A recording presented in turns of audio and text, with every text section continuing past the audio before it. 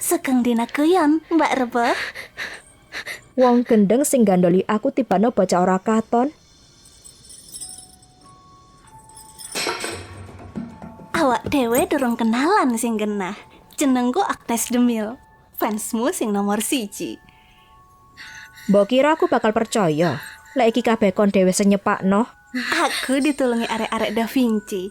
Aku ngancep arek-arek kuwi nganggo foto-foto tekan WhatsApp. Wah enak toh dadi ora keton. Aku mung mikir R B L Y. Rebo bakal apa ya? Aja niru-niru omonganku kon cah genter. Aku eroh dolanan sing kejem bakal gawe sampean kepincut.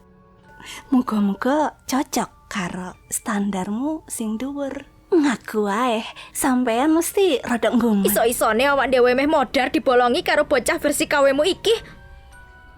Ya boleh tak bales kabecikanmu iku. Mudune cakarmu biar biurna-urni. Mergo aku, kowe esok gendaan karo lanangan ganteng. Sami-sami. Kon meh ngebeng novelku nang panggon kopengi pangadeg. Iku mung wiwitan, iki puncake acara. Lapa kon mateni Galpin terus ndele motone ndek bantale Enit. Iku moto temenan. Aku orang mateni Galpin. Aku pengen dadi koncone sampean. Kudu kasus sing sampean selidiki. Gawa niki kanggo oleh-oleh. WhatsApp-e wis tak ojo kabeh. Email-e pisan. Lek kudu awakmu terus apa sing mateni? Aku iso mbantu nyelidiki.